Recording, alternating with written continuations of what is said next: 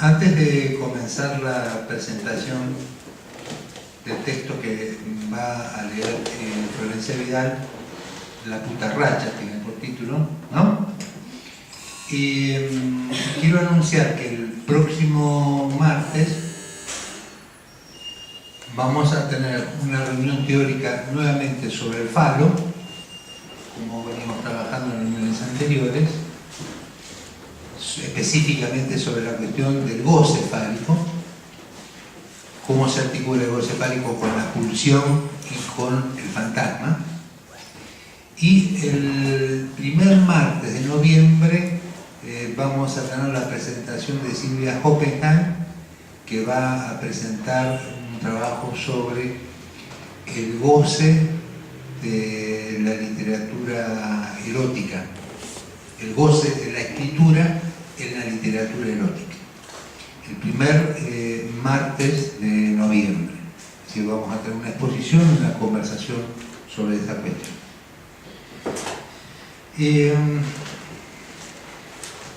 El texto que vamos a escuchar hoy es un caso clínico que voy a comentar a medida que Florencia lo va a ir leyendo. Voy a extraer algunos puntos para comentarlo respecto del tema que nos concierne, ¿no? El amor, el goce y el deseo. Buenas tardes. Quiero tiempo, pero tiempo no apurado, tiempo de jugar. ¿Cómo? Un poco más fuerte. Quiero tiempo, pero tiempo no apurado, tiempo de jugar, que es el mejor. Por favor, me lo da suelto y no enjaulado adentro de un despertador. Es la marcha de los días de María Elena Walsh. ¿Se entendió? ¿Qué función tiene el juego en el tratamiento con un niño? ¿Qué se lee y cómo se lee el juego? El siguiente material es sobre una niña de 4 años, Lara. Sus padres, María y Federico, consultan en octubre del 2012. Para situar el material voy a relatar la primera entrevista con sus padres. María comienza diciendo: tenemos 2 hijas, Lucía de 9 años, divina, dulcísima, y Lara de 4, que requiere su ayuda. Entre tantas cosas que tiene, no podemos sacarle los pañales para hacer caca. Va al jardín sin pañales, pero para hacer caca pide el pañal. Cuando le dijimos que no le poníamos el pañal, estuvo 1 semana sin hacer caca e hizo un bolo fecal. La pediatra nos decía que no era nada, que había que esperar. Una pregunta. Voy a hacer ya un comentario, pero también una pregunta respecto del material. Y la pregunta es la siguiente. La madre dice: no podemos sacarles los pañales para hacer caca. Va al jardín sin pañales, pero para hacer caca pide el pañal. O sea, dicho en otros términos, se hacía caca en el pañal. Sí, pedía el pañal y hacía caca en el pañal. Es decir, no pedía hacer caca sacándole el pañal. Es decir, no le podían sacar el pañal. Ese era el problema pragmático, práctico. Así es. Ella no usaba pañal, hacía pis en el inodoro, no usaba pañal. Para hacer caca le pedía que le pongan el pañal y así hacía caca. Eso. O sea que no es que usaba el pañal también para hacerse pis. No. Solo con la caca. Solo con la caca. O sea, era alguien rebelde a no usar pañal para hacer caca.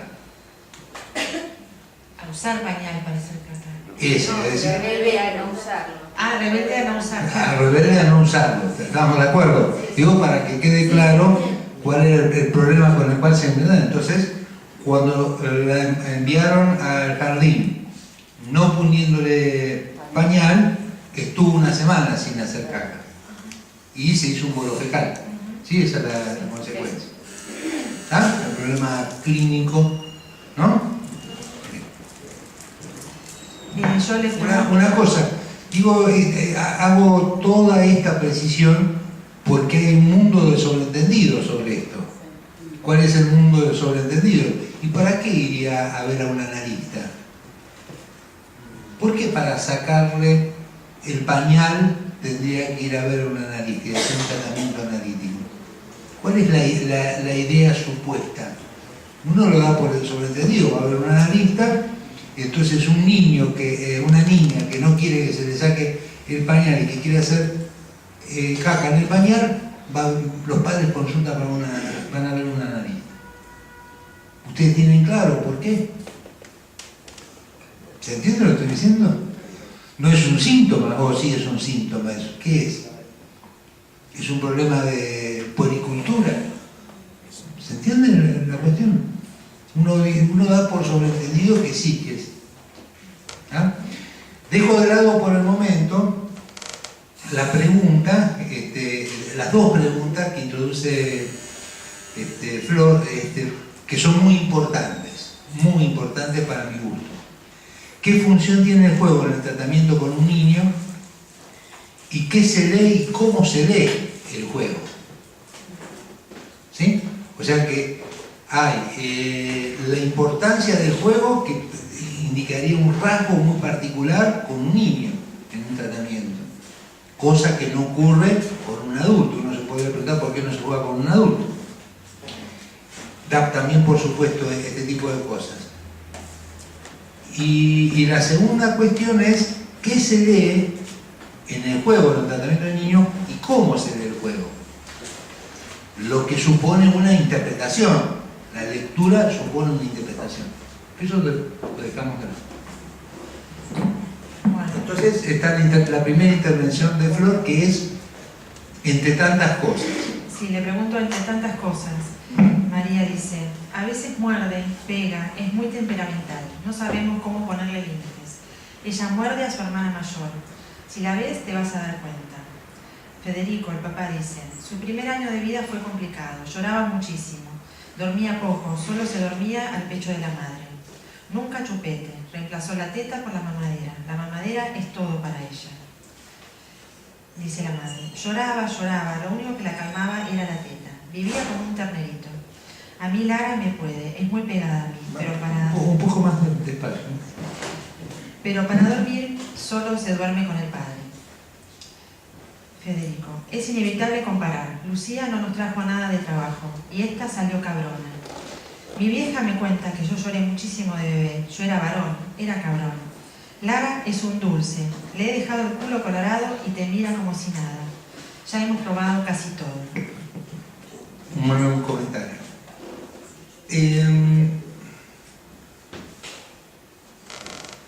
Esa es la formulación habitual de los padres modernos. Parece que los padres de antes tenían claro cómo poner límites. Todos los padres modernos lo primero que dicen, no sabemos cómo ponerle límites. No queda claro qué quiere decir eso. ¿Se entiende? La formulación, no sabemos cómo ponerle límites, es una formulación extraña. ¿Qué es lo que habría que limitar?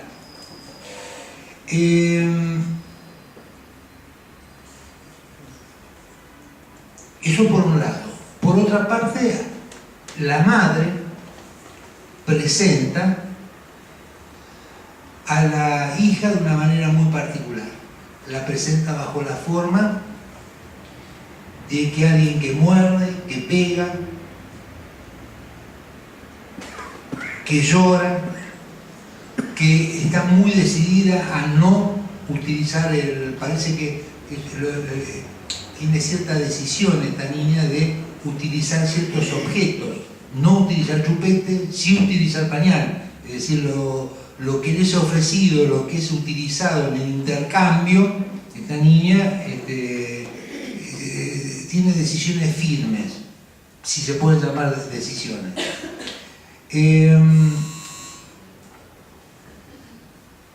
Reemplazó la teta por la mamadera es todo para ella, ¿no? La plantea así. Cuando una madre habla así, una madre, ¿qué impresión tienen ustedes? Es una madre, fíjense ustedes, que manifiesta una falla en su función reguladora de la demanda. Es decir, esto de no ponerle límites implica no regular la demanda. La demanda implica cómo interpreta la madre el momento en que tiene hambre y lee e interpreta que tiene hambre, le da el pecho, y entonces ella genera la demanda en la niña regulándole eso. Es lo que dice, la mamadera es todo para ella, muerde, es decir, que se trata de una madre que no logra regular a esa niña como objeto, en principio, que hace cosas. Esto también se va a poner de manifiesto ¿en dónde? En la cuestión del uso del pañal y en la cuestión de la retención del hacer caca. Es decir, que el hacer caca con el uso o no uso del pañal está siempre articulado a una demanda. Después le voy a leer una parte del texto de la batalla del autismo de Rick Laurent, de la problemática cuando no hay posibilidad de acceso a la demanda, qué hace el niño autista con las partes de su cuerpo y con su cuerpo, para compararlo. Cuando digo demanda es que la madre con su palabra introduce formas de regular esas partes del cuerpo que deben ser cedidas, entregadas y que se ponen en circulación. Entonces, en ese sentido, la madre se manifiesta como impotente. El padre también. El padre también cuando dice le he dejado el culo colorado y te mira como si nada. Ya hemos probado casi todo. Manifestación de impotencia respecto de cómo intervenir con la hija.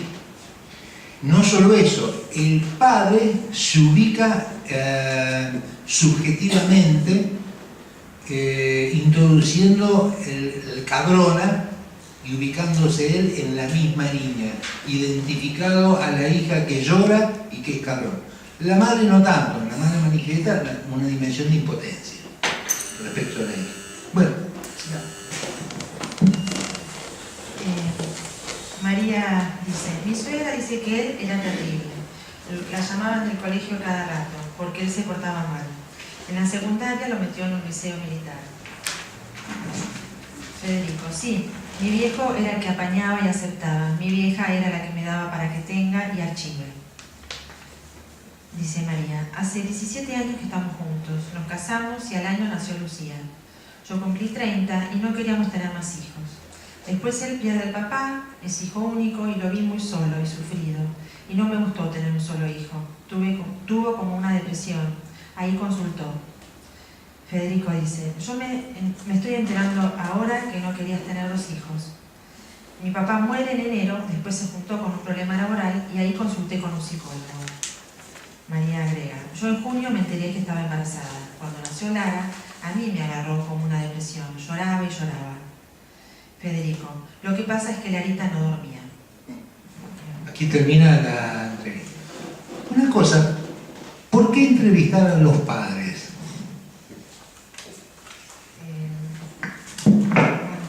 Claro, yo no comenté nada de esto. Es la forma de trabajar con los niños, sobre todo cuando son tan chicos, para ver qué lugar ocupa el niño en el fantasma de cada uno, para ver qué encarna el niño en esa pareja. Para ver qué encarna el niño. Una pregunta. ¿Las entrevistas con los padres es para informarse respecto del niño? ¿Se entiende lo que estoy diciendo? Porque uno podría decir que podría ser con un adulto, podría ser lo mismo. Con un adulto uno podría decir que es lo que hacía Freud antes de 1900. Freud, dice, recibía a las histéricas y después también recibía a algunos parientes y familiares de las pacientes, entonces le corroboraba lo que le decían las pacientes y no concordaban con lo que decían los familiares. ¿Se entiende lo que estoy diciendo? Es decir, ¿qué función tiene que uno tome entrevistas a los padres en el tratamiento de niños? A ver, lo damos por supuesto. Y después resulta que uno hace cosas y no sabe hacia dónde va con esas. A ver. en principio para ver qué disponibilidad tienen para trabajar, digamos, y llegar a poder trabajar analíticamente con cada uno. A lo mejor es con los dos, a veces con uno o con otro. Y ver, bueno, qué lugar ocupa ese objeto, ese niño en el fantasma de ellos, y poder trabajar eso. También para que el niño ahí se corra, de los padres también. Podríamos decir que es necesario la entrevista a los padres porque no hay un sujeto del derecho. Porque son ellos los que piden. Son ellos los que piden, el niño no pide. Entonces el que pide en principio el tratamiento son los padres, sobre todo una niña de 4 años. Hoy supervisé un caso,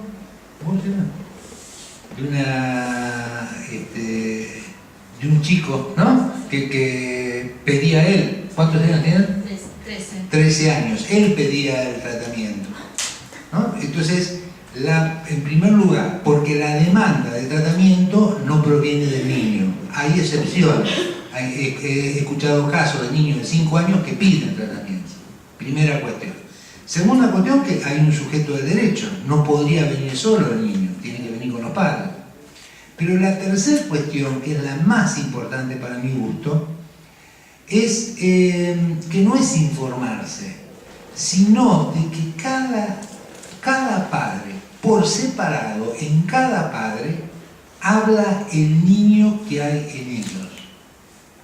O sea que ese niño, fíjense ustedes, si vamos con la cuestión de Lara, para el padre Lara es una cabrona, para la madre es una llorona. O sea, son dos niñas, y después cuando veamos a Lara, resulta que Lara no es ni llorona ni cabrona. Y escuchamos a Lara y resulta que hay otro sujeto. Lo que estoy diciendo es que en cada padre se manifiesta un sujeto del inconsciente. Y por lo tanto, cada padre va a hablar de un niño sujeto totalmente distinto. Diferente de lo que pueda decir, absolutamente diferente de lo que pueda decir el niño. Entonces, esto es muy importante. ¿Cuál es el sujeto del tratamiento de niño? El sujeto del tratamiento del niño es el niño si está en tratamiento. Pero en principio, cuando uno recibe a los padres, el sujeto del tratamiento son dos sujetos más. La madre, el sujeto que hay en la madre y el sujeto que hay en el padre. Entonces las intervenciones no están dirigidas a la información. Eso es una manera de trabajar, de obtener información, de que los padres informen qué está pasando. No, eso no es la manera de trabajar. Es una manera en la cual uno supondría que el lenguaje está para informar. ¿Se entiende lo que estoy diciendo? Lo que estoy diciendo es que son sujetos que son hablados por su inconsciente. Y es llamativo que en toda la presentación en el marco haya una especie de descripción de los hechos que fueron ocurriendo. Nos casamos hace tantos años, se murió mi papá, se murió... ¿Esto qué tiene que ver con Lara? Es lo que lo primero que le preguntaría. Usted me está contando, ¿y qué tiene que ver esto con Lara? A ver, esto tiene que ver con ustedes. ¿Y en qué tiene que ver con ustedes? ¿Se entiende lo que estoy diciendo?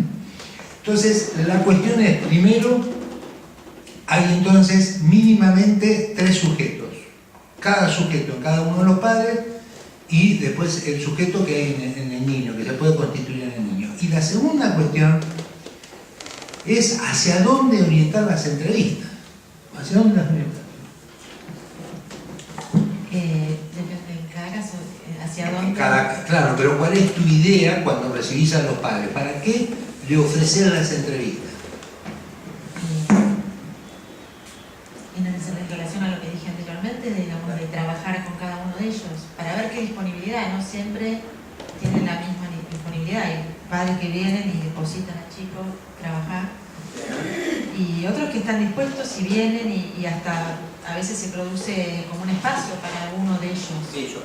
O sea que hay una cosa muy importante que dice Flor, que es cuando ella lo nombra bajo la forma de la disponibilidad. ¿Qué es la disponibilidad? ¿Es tener tiempo para llevar al niño? ¿En qué consiste la disponibilidad? Yo diferencio esa disponibilidad en dos formas distintas. Por supuesto, la disponibilidad de tener tiempo y de ocuparse, de llevar al niño y ir a buscarlo, todo ese movimiento de disponer de dinero, también para el tratamiento del niño. Esa es una disponibilidad. Pero hay una disponibilidad fundamental.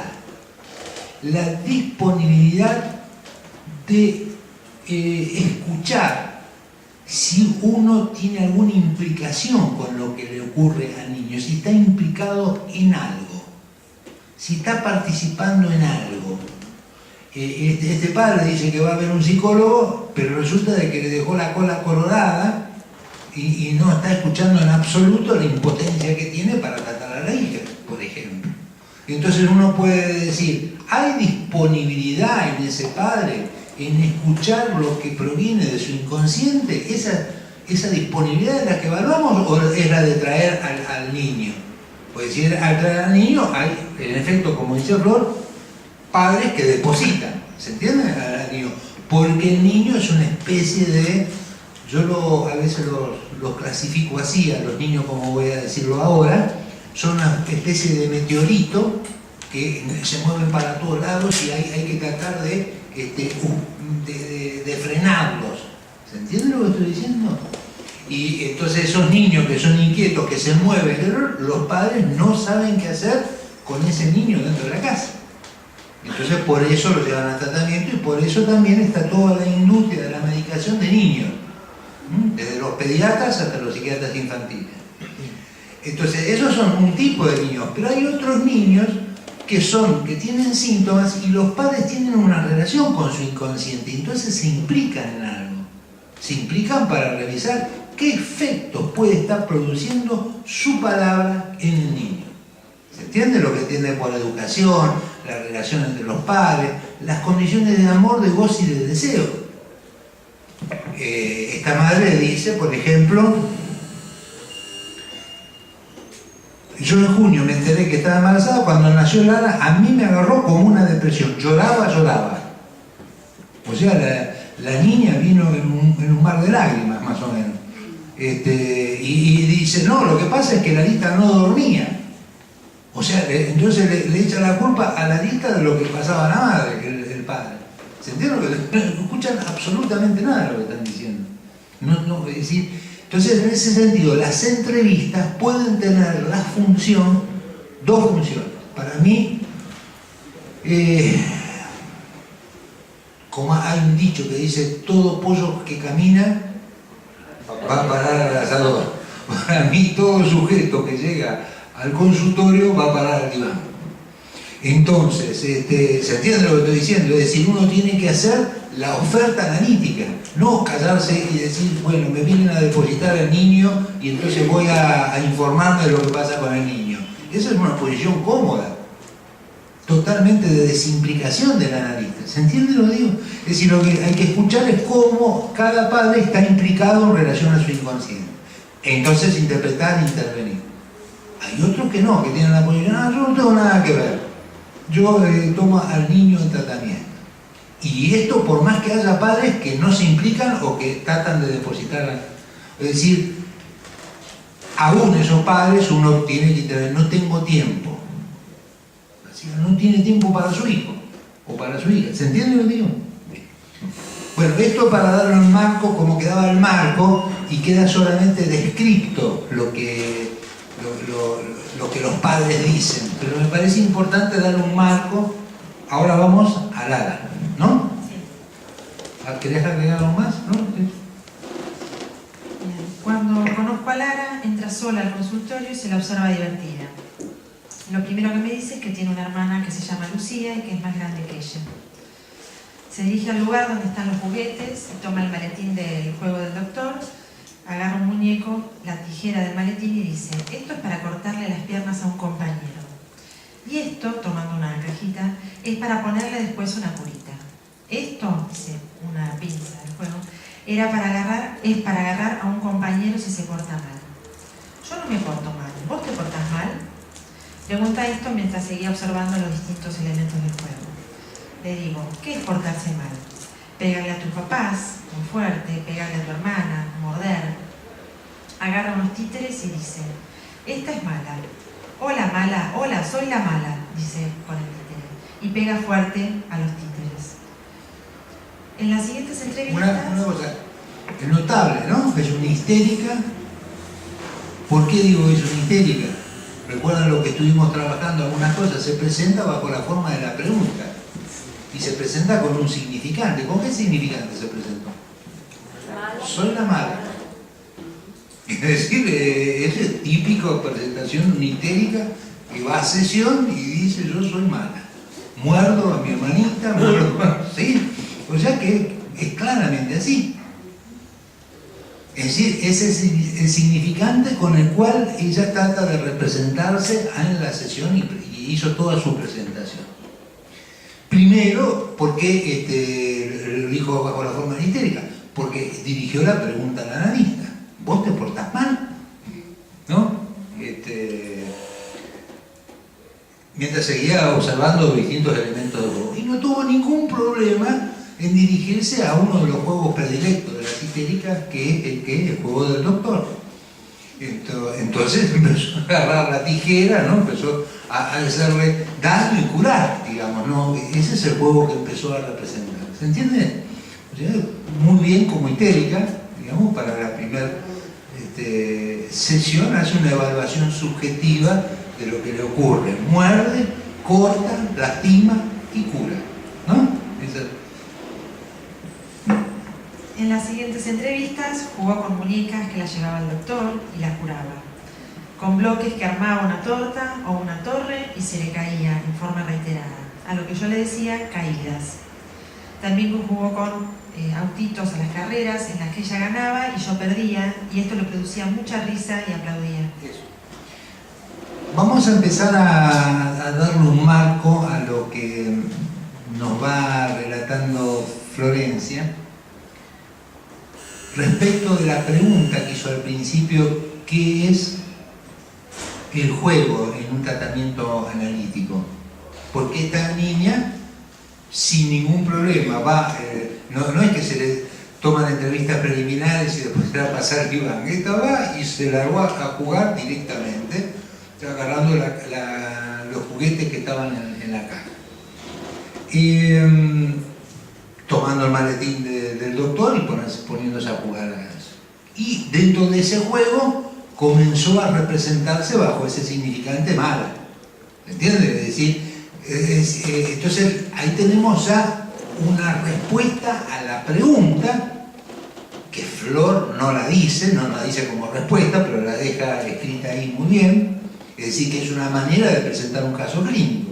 La manera de presentar el caso clínico es: yo no voy a incluir nada teórico, para eso está Carlos, que va a hablar y hablar y hablar. Entonces, presentó el caso clínico, y el caso clínico es la pregunta, por eso hace la pregunta. Vuelvo a repetir la pregunta: ¿qué función tiene el juego en el tratamiento con un niño? ¿Y qué se lee y cómo se lee el juego? ¿Sí? O sea, yo estoy haciendo esa parte, respondiendo a la pregunta: ¿qué se lee y cómo se lee el juego? Un juego se lee para poder situar la posición del sujeto y su presentación y evaluación. Para eso, la nena no va a decir: mire, yo soy mala con mi mamá, entonces no va a hablar como un adulto. Lo va a hacer a través del juego, dando a entender, ¿sí?, que la mala y demás es lo que hacen cosas a los demás: pinchar, cortar. ¿Se entiende? Entonces el juego es para poder representarse con un significante, para poder presentar una autoevaluación de sí mismo. Es como en el tratamiento de adultos, pero con la diferencia que lo hace a través del juego. Entonces, ¿cómo se lee? Se lee el significante con el cual se representa. Esto no quiere decir que las cosas queden ahí, después vamos a ir viendo en lo que sigue. Pero eso es una primera respuesta. ¿Está claro el planteo? Ahora, fíjense ustedes que la respuesta a la pregunta ¿qué función tiene el juego en el tratamiento con un niño? La referencia ustedes la deben conocer. La referencia más importante en el psicoanálisis respecto de esto, antes que Melanie Klein, es Freud. Es un texto que se llama El poeta y el fantasear. El poeta y el fantasear es un texto donde Freud da las claves de la función que tendría el juego. La función que tendría el juego es un modo de tratamiento de la insatisfacción o del displacer. Un modo de tratamiento, no lo dice así, no lo dice tan rebuscado como estoy diciendo yo, lo dice, en el juego el niño se procura una ganancia de placer, transformando lo que sufre pasivamente en algo activo, y lo hace a través de la representación del juego. ¿Se entiende la idea? Entonces ya están las líneas fundamentales de lo que es el juego en un tratamiento de niño. Ahí está planteado. Entonces, en las sucesivas sesiones con la niña, en donde está planteado el juego, lo que vamos a poder leer es no solo la dimensión significante, sino qué va ocurriendo con el goce. Qué transformaciones se van produciendo entre lo displacentero y lo placentero. Porque la primera entrevista es: todo esto es displacentero, a pesar de que ya está jugando, hay una transformación. Es decir, no está siendo mala, sino que juega a ser mala. Entonces, en el jugar a ser mala ya hay una representación, ¿se entiende? Un recurso simbólico imaginario para eso que implica la maldad. ¿Hasta acá? En contrapunto de esto podemos, ahora van a entender qué quiere decir en contrapunto, les recomiendo como lectura La batalla del autismo. La batalla del autismo, de la clínica a la política, de Eric Lorán. Es un texto fundamental porque están los lineamientos fundamentales según lo entiende Eric Lorán. Hay otros textos de otros analistas también. Pero ¿por qué traigo esta referencia? Porque el autista no juega. Por eso dije contrapunto. El autista no juega. ¿Por qué? Porque el autista no dispone del significante para poder representarse. Entonces, si no dispone, porque no hay nada simbólico en el autista, entonces si no dispone del significante, ¿qué hace cuando se mueve, cuando agarra los objetos? ¿Qué función tienen los objetos? En esta niña uno puede percibir que la función que tienen los objetos es para representar el mal. Entonces agarra la tijera para representar el mal, por lo menos en esta primera sesión. Pero en un autista los objetos no van a cumplir la misma función. ¿Sí? Entonces la pregunta es: ¿qué función cumplen los objetos y qué hace el autista? Si no es juego. Les comento, hay tres clínicas con niños. Las voy a mencionar, no voy a desarrollar, no voy a hacer un seminario sobre clínica de niños, pero hay tres clínicas distintas. Esto es una cosa que trabajamos con Flor en algún grupo. Es la clínica de la demanda, la clínica del circuito y la clínica, no es la del juego, esta es otra, la clínica del borde. Son tres clínicas distintas y estas tres clínicas tienen que ver con los modos de tratamiento de la psicosis en los niños y el autismo en los niños. ¿Entienden? Circuitos son recorridos que un sujeto va haciendo, que el niño va haciendo. Parece que fuese un juego, no son juegos. El sujeto puede, no sé si conocen algo de autismo, pero puede llegar a escuchar el ruido de un avión y taparse los oídos, esto que escuchamos recién, el sonido, y taparse los oídos enloquecidamente y golpearse la cabeza contra la pared, y uno no entiende qué está pasando, y resulta de que el niño, el autista, está en relación no al inconsciente, sino que está en relación directamente con la lengua, todas juntas. Entonces lo que lo está acosando permanentemente no son alucinaciones como en los niños psicóticos, sino que es el murmullo de la lengua. y trata de acallarlo o apaciguarlo. Si no lo logra hacer con sus manos respecto de los oídos, lo va a hacer con los objetos. ¿Se entiende? Entonces, todo lo que va a hacer como circuito son modos de tratamiento del goce. En esta niña vamos a ver la problemática ahora de los pañales y de la caca, pero el autista con esa parte de su cuerpo es capaz de introducirse una mano en el ano para sacarse la parte de goce que corresponde a la materia fecal. ¿Se entiende lo que estoy diciendo? Es decir, que no dispone de ningún recurso simbólico como puede ser la demanda para poder articular algo respecto de lo que ocurre con su cuerpo. Por eso te quería traerles esta comparación. Un niño autista y un niño psicótico no juegan, porque no tienen la posibilidad de representación del significante. Solo juega el niño neurótico. En otra entrevista, cuando estaba por entrar en sesión, pide ir al baño.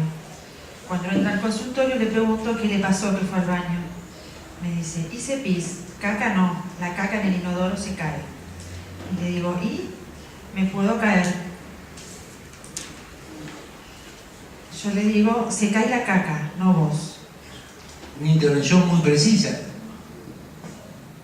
Es una intervención muy precisa que implica una problemática que tiene que ver con la separación. La separación de una parte del cuerpo, el excremento, y dice, no se puede separar porque se va con la caca.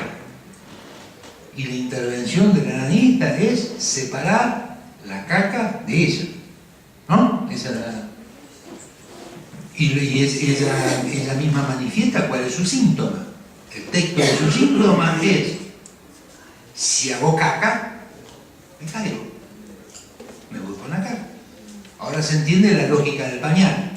¿Se va entendiendo? Con la lógica del pañal, ella no se cae. No solo no se cae la caca, esa es la lógica aristotélica. Ah, no se salió la caca del pañal, qué tranquilidad. Y la tranquilidad de la nena es: no me caigo. ¿Se entendió la lógica? Sigamos. Agarra unos animales y dice, estos perros con cabeza grande y el señor con la oreja rota. El monstruo le rompió la oreja. Ese día que le rompieron la oreja al señor le dolió. Ese día no sabía a dónde iba porque ese camino era el camino del monstruo. Ese día lo atrapaba el monstruo negro. Yo le digo, monstruo negro que atrapa y rompe orejas. Flor tiene una manera muy particular de hablar, no sé si lo notaron. Habla de manera... No le dice, vos sos un monstruo. ¿Se entiende lo que estoy diciendo? La interpretación está dirigida a alguien. No, es interesante, porque dice, monstruo negro que atrapa y rompe orejas.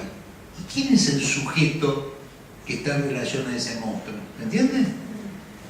Ahora, cuando aparece la cuestión de la identificación o proximidad entre la caca y la paciente, ella va directamente sobre ella. Pero cuando se despliega el juego, la intervención es casi indirecta, como si estuviéramos hablando de un sujeto que no es la niña. Es un diálogo, porque también estos perros con cabeza grande y el señor con la oreja rota, el monstruo le rompió la oreja. Ese día que le rompieron la oreja al señor, parece un cuento. ¿Y dónde está el sujeto ahí de eso? Porque ella no está diciendo yo soy el monstruo, soy... ¿Se entiende? Es como si estuviera relatando un sueño o un cuento, donde no se sabe quién es el sujeto de eso. Siguieron unos encuentros en los que se repetían los juegos con los títeres, donde había una que era la mala y el bueno, y la mala que le pegaba al bueno. O sea, nos está respondiendo nuevamente de forma modesta a Flor cuando preguntó, ¿se acuerdan? ¿Qué se lee en los juegos? ¿No? ¿Y cómo se lee? Recién Flor nos responde, se lee la repetición y las variaciones de la repetición. Lo que apareció en la primera entrevista era la mala. Entonces ella dice, siguieron unos encuentros en los que se repetían los juegos con los títeres donde había una que era la mala y el bueno, y la mala pegaba al bueno. ¿Se entiende? Es decir, lo que ella va leyendo es la repetición, que es lo que habría que leer. Se lee, como ocurre de sesión tras sesión, la repetición y los cambios en los modos de satisfacción, que es lo que se debería leer en todo análisis. En el tratamiento del niño autista no se lee la repetición, porque no hay repetición. Hay circuitos. Sin embargo, se leen en el tratamiento del niño autista los modos de sesión de goce. Los cambios que se producen no son cambios basados en la repetición, sino modos de sesión de goce. No lo voy a explicar porque nos llevaría todo un tiempo, pero el dato principal es eso. De la misma manera que Freud planteaba que en un juego lo que se lee, lo que se interpreta, lo que se sigue en el juego es la ganancia de placer, el placer, es la misma cuestión. Se lee el cambio de satisfacción. ¿Sí, no? En una ocasión toman los títeres y dice: vos agarrá a la nena, yo voy a tener la mala. La mala le pegaba al bueno. Otra que era mala tenía un novio. Dice: te quiero, novia. Te amo, novia. Yo digo novio que dice te quiero. Ella: yo me porté re bien con mi mamá, mi papá y mi hermana. Yo le digo: ¿qué? ¿A veces no te portás bien? Y ella dice: no. Le pregunto: ¿qué haces? Le pego a mi hermana y a otros también. A mi papá, a mi mamá. Me gusta que me reten. Yo le digo: me gusta que me reten. ¿Te gusta? Le digo yo. Mi mamá me reta bien y mi papá me reta mal. Yo le digo: ¿cómo reta papá? Me reta mal porque mi papá me pega y eso es malo. A la siguiente entrevista... O sea, tiene claramente ubicado de dónde proviene el mal. En el pegar del padre. A la siguiente entrevista, Lara comienza diciendo: ¿sabés que mi tía Titi tiene novio? A Titi le encanta tener novio. O sea, histeria. Ya nos olvidamos del pegar, del morder, todo eso. Vamos a las cuestiones que interesan, que son las cosas del amor, del goce y del deseo.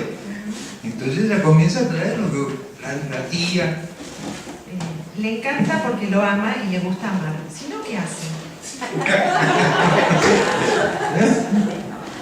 Con mi hermana hicimos una canción. Nos pusimos disfraces y la cantamos a la canción. Parece que estoy loca. Yo le digo: parece. Porque parece de jugar, no de verdad, dice ella. Claro, o sea, le digo yo. O sea, ven con qué precisión. Digamos, sigue el significante, dice: parece de jugar, no de verdad. O sea que claro. Eso lo dice Lara, ¿eh? Lara, sí. Estoy siguiendo a Lara. El parece de jugar no es el parece de verdad. O sea, es una niña que ya sabe todo el seminario del semblante. Claro. Tiene la naturaleza del parecer, del semblante, ya lo sabe. Donde se juega o de verdad. Y de verdad sabe que no es real. ¿Se entiende el planteo? Dice: parece de jugar, no de verdad. Mi novio se llama Ciro. Nos casamos con Ciro. Hace el dibujo y dice: tu novio está llorando porque le pegaste. Eso. Yo le digo: una cosa, ¿qué es lo que está ocurriendo en el tratamiento? Aparte de esto que uno percibe que comienza a cambiar la significación. Antes era una significación de mierda al principio, y del pegar y de la maldad, y ahora comienza a aparecer el amor, lo amoroso. ¿Entiendes lo que estoy diciendo? Es decir, hay un cambio en el tratamiento que es notable respecto de aquello de lo cual se habla, y además de la manera en que se habla. ¿Qué es lo que está cambiando? Lo que está cambiando es la significación fálica. La significación fálica es aquello, recuerden ustedes, que le da valor, lo que le otorga valor a aquello de lo cual se está hablando. Si se hablaba antes con un valor del mal, la maldad y de lo malo, ahora comenzó a tomar valor ¿qué? Las relaciones entre un hombre y una mujer. Entre el novio, comenzó a tomar valor el amor. Entonces, por lo tanto, uno puede alejarse de ¿qué? Puede alejarse de aquello a lo cual se le daba valor antes, que era esa parte del cuerpo. La pregunta que nos vamos haciendo es, mientras tanto, es ¿qué pasó con el pañal y con la caca? Porque ni por asomo va apareciendo esta cuestión en la secuencia de tratamiento. ¿Qué va pasando con él? Después lo digo. Yo en ese momento no sabía a esta altura. Nosotros tampoco. Por eso estoy diciendo de que me parece que así funciona el tratamiento analítico. Un tratamiento analítico funciona que aquello por lo cual se viene, no se habla. Se habla de otra cosa, que es lo que está ocurriendo. Por eso decía, ¿qué está ocurriendo? Se está hablando de otra cosa. Vayan a estudios sobre histeria, donde Freud dice que el psicoanálisis lo inventó cuando escuchó a la histérica que le dice: profesor, cállese la boca, déjenme hablar a mí. Y comenzaron a hablar de otras cosas. Mientras tanto, el profesor le ejercía la presión sobre la frente y le decía: concéntrese en el síntoma y usted va a recordar todas las veces que le pasó esto.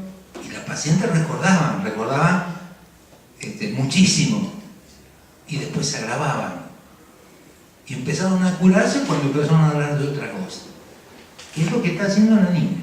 Sigamos. Le pregunto por qué lloraba, por qué le pegaste, por qué, porque tenía barba, dice. Mi hermana cuando yo nací me cantó: la putarracha, la putarracha ya no puede cagar, porque no tiene. ¿Cuál es el problema de cantar? Iba bastante bien. Porque no tiene el culo de atrás. Y se reía. Esa es la canción con la que fue recibida en su nacimiento. Yo le digo: se está implicado el culo. Claro, naciste y tu hermana te cantaba esa canción, le digo. Hace otro dibujo y le pregunto qué hizo. Esta es la caca. Había dibujado en lo que era mi novio, que ya lo había dibujado, la caca. ¿Cómo hay? Sí, acá atrás, digamos, en la panza de lo que sería el dibujo, Sí. la caca. Esta sería la caca. Ahí se ve. ¿Y este quién es? ¿El novio? Mi novio. Ah, mi novio. Yo le digo: la caca empezó a cantarse y a dibujarse. ¿Cómo? La caca empezó a cantarse y a dibujarse. Eso. O sea, la interpretación, es decir, cómo se lee, ya tenemos otra respuesta. Se lee a la letra. Si ¿qué se lee de un juego? Entonces Florencia nos enseña que lo que se hace es leer a la letra. ¿Qué es leer a la letra? Es incluir lo que ella hace en la letra. La caca empezó a cantarse, que es lo que la niña empezó a hacer, y a dibujarse, que es lo que empezó a hacer. O sea, se empezó a alejar de la caca como objeto. Diríamos que es el colmo de la sublimación, porque está cantando y dibujando la caca. Ya no está con la cuestión de la caca. A la siguiente entrevista se pone de espaldas y juega sola. Y dice: no mires. Al rato pide ir al baño, le pregunto qué le pasa. Dice: tengo ganas de hacer caca. A partir de esta entrevista... Una cosa, o sea que vemos que no solo en el juego se lee a la letra el juego, sino que también el efecto en la niña es articular una demanda. ¿Se entiende? Porque antes no estaba articulada la demanda, lo hacía directamente en el pañal. Entonces comienza a articular en la relación con la analista una demanda. Y una demanda que es la demanda de cesión de algo de su cuerpo. Ya no bajo la forma del cantar y dibujar, sino efectivamente mediante la palabra. Sigamos. A partir de esta entrevista, coincidente con las vacaciones, los padres le dicen que Lara ya no pide el pañal porque en Navidad le dijeron que Papá Noel se llevó los pañales. Ahora se caga en la pelera que le regalaron y pide que el papá la limpie. Me dice que por las vacaciones... El padre le interesaba, le daba en la cola. Que por las vacaciones no van a poder traer a Lara y me llaman en marzo. En abril me llama María muy angustiada pidiendo una entrevista a ella. Me dice que se enteró que Federico tenía otra mujer hace tiempo y que lo había echado de su casa y quiere saber qué decirle a sus hijas. ¿Qué le dijiste que le dije? No, así te... O sea, se entiende que bueno, el efecto fue la desaparición de ese síntoma. ¿En cuánto tiempo? De octubre a diciembre. O sea, 3 meses, una eficacia prudente. Sí, no, digamos, yo lo hablaba, no es lo habitual, digamos, es decir, los chicos a veces cuesta más. Esta nena tenía una disponibilidad, una facilidad que... tenía disponibilidad, digamos, y enseguida entró a... Sí, no. tenía recursos también, ¿no? Porque Sí, bueno, pero hubo intervención. O decimos que... No, está bien, pero...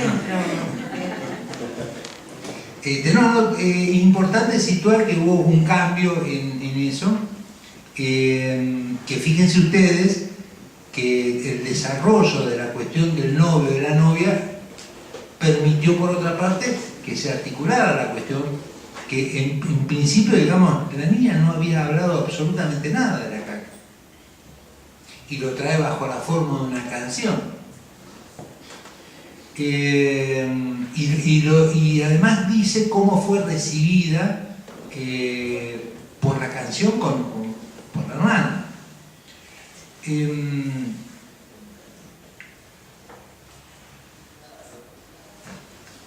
Se manifiesta el síntoma de los padres, porque María dice que se enteró que Federico tenía otra mujer. Hay una constante, no lo voy a decir para que se alarmen. Se van a alarmar. Se van a alarmar. Claro, es una invitación a la alarma. No, que cuando los niños tienen estos síntomas, ocurre algo en la intimidad de la pareja. Es casi automático, eso estoy diciendo, no se alarme, que cuando ocurre, es decir, que no hay espacio para el encuentro sexual de la pareja. Y que algo está ocurriendo. Por eso yo también al principio decía que como principio, eso siempre tiene que ver con la circunstancia que se produzca, pero como principio, cuando los padres consultan por un hijo, una hija, es conveniente hacer la oferta analítica, porque hay algo que no está funcionando en ellos. Aunque ellos sean inocentes, o no quieran saber nada, o no tengan disposición. Es casi una obligación ética del analista ofertar. Ofertar quiere decir hacer interpretaciones e intervenir. ¿Qué más? ¿Están? Preguntas.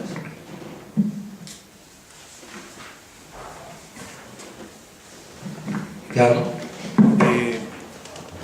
Vos decías cuando se tomaban las primeras entrevistas a padres, a los padres, cuál era el objetivo. Hay también un objetivo, y un poco lo respondés, pero de definir quién es el paciente ahí, o es la familia, ¿cómo se define eso? Responde ella. De antemano es muy difícil definirlo. Depende de la disponibilidad, vuelvo a decir, digamos, de cada uno. En este caso, por ejemplo, la que continuó entrevista fue la mamá. Por eso de antemano es difícil. Una cosa, es muy interesante la pregunta de Ricardo en el siguiente sentido. Recomiendo la lectura, para ubicar esta pregunta que hace Ricardo, de introducción al método psicoanalítico de Miller. La primera parte. Una primera parte hermosa donde Miller dice que cuando uno recibe a alguien, ni siquiera recibe un paciente. Recibe a alguien y hay que darle la bienvenida. Que no hay paciente. ¿Por qué todavía no hay paciente? Porque no hay la demanda del sufriente, no hay alguien que padece. Para que sea paciente es necesario que se empiece a articular ese padecimiento.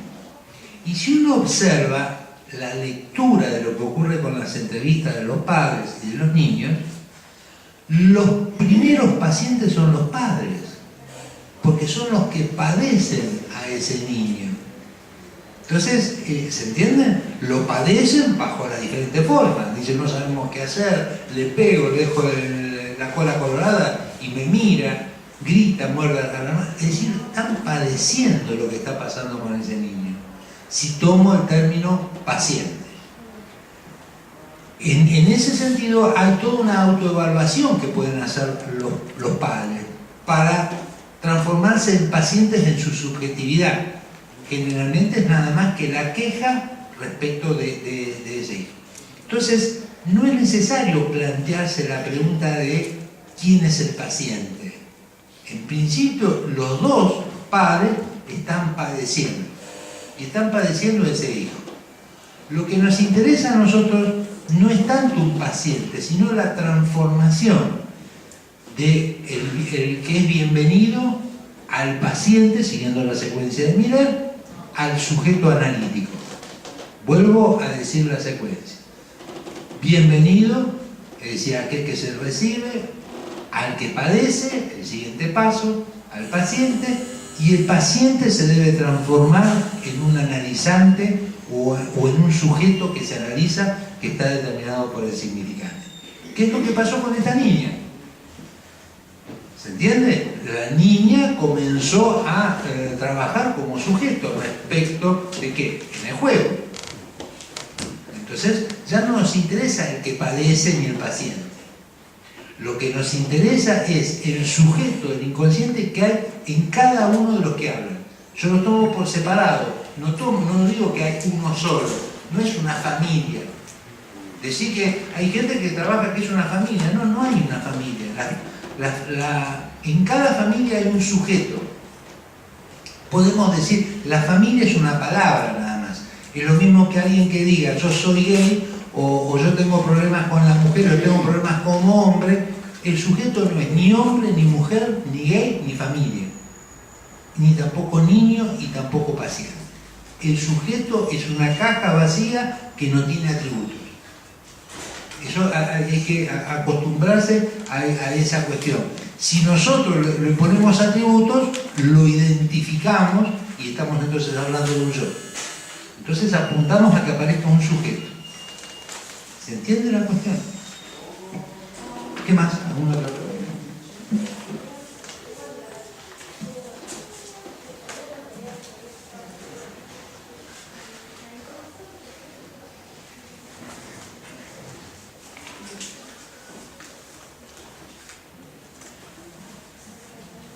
Se tiene entonces la cita que trajo de María Elena Walsh. Quiero tiempo, pero tiempo no apurado, tiempo de jugar que es el mejor. O sea, que la cita de María Elena Walsh viene a ubicar el tiempo de jugar en el análisis. Esa sería la idea de... Bueno, recuerden ustedes que la vez que viene trabajamos sobre el palo y después está Silvia Hoppenham el martes siguiente, el primer martes de noviembre, que vamos a trabajar el goce de la escritura de la novela erótica. Bueno,